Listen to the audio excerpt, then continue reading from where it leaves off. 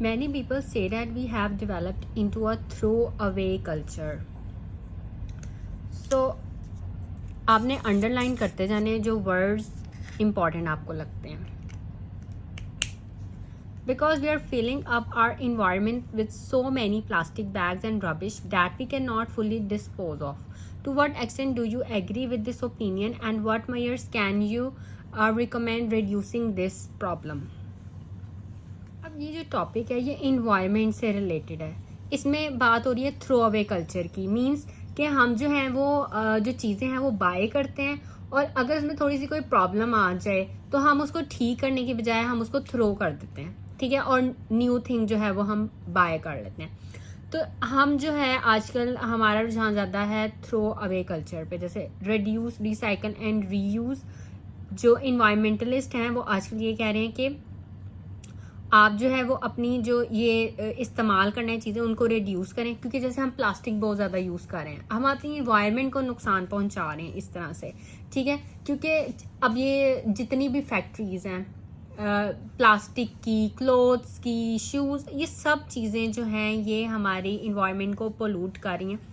तो सबसे पहले तो आपने यही करना होता है कि आपने पहले एक पूरा पैटर्न बनाना होता है. आप जब पढ़ते हैं ऐसे प्रॉम्प्ट को तो जो टॉपिक रिलेटेड वोकैबुलरी वर्ड और सिनोनिम्स आपके जहन में है वो आप साइड पे लिख लें. ठीक है. अब जैसे ये टॉपिक रिलेटेड वोकैबुलरी वर्ड्स हैं, reduce, recycle and reuse, environmentalist हो गया.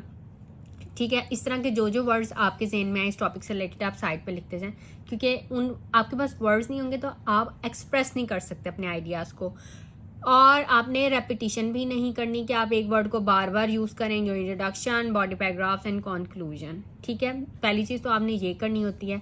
और इसके बाद आपने ये देखना होता है कि आपने सेंटेंसेस जो हैं वो सिर्फ सिंपल सेंटेंसेस नहीं लिखने. आपने compound sentences, conditional sentences, complex sentences, ये सब जो सेंटेंस स्ट्रक्चर्स हैं ना, जितनी भी इनकी टाइप्स हैं, हमने सारे सेंटेंसेस लिखने होते हैं. क्योंकि अगर आप सिर्फ सिंपल सेंटेंसेस लिखेंगे then you would not be able to get your desired band scores. Okay. So ये वर्ड्स जैसे मैंने कलर किए हैं, आपने ये देखना है कि आप इस तरह के वर्ड्स यूज़ करते हैं अपने ऐसे में. कॉमा लिख के बट, एज, देन, और, एज लॉन्ग एज. ठीक है. अब अगर हम इस सेंटेंस को देखें, we should get all things repaired and try to use them as long as possible. अब अगर हम चाहते तो हम क्या करते, हम सिर्फ इतना भी लिख सकते थे, we should get all things repaired.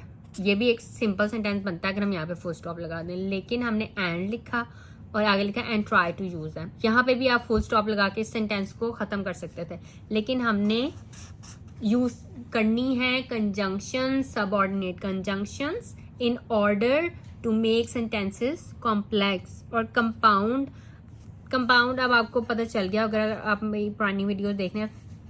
ये जो वर्ड्स हैं फॉर, एंड, नोर, बट, और, येट, सो, ये वर्ड्स जिन सेंटेंसेस में होंगे वो कंपाउंड सेंटेंसेस होंगे. और ये कंजंक्शन, सबऑर्डिनेटिंग कंजंक्शंस, ये वर्ड्स आपको पता होने चाहिए. ठीक है. आपको कॉम्प्लेक्स सेंटेंसेस बनाने के लिए. अब read this introduction, these body paragraphs, get the idea and then write this essay in your own words. ठीक है. इस तरह के वर्ड्स, और आपने ये देखने आप इस तरह के वर्ड्स अपने एसेज में यूज करें. Besides, instead, furthermore, which, if. ठीक है. अभी कंडीशनल सेंटेंस की एग्जांपल ले लें. If we do not take steps to tackle this problem on a war footing. क्या मतलब अगर हम कंडीशनल सेंटेंस में ये तो नहीं कंडीशन आ जाती है कि अगर हम स्टेप्स नहीं लेंगे इस प्रॉब्लम को सॉल्व करने के लिए, आवर अर्थ विल बिकम अनइनहैबिटेबल, यानी हम इस अर्थ पर रह नहीं सकते. तो ये हमारा कंक्लूजन है. Just read this essay, gate the idea and then write this essay in your own words.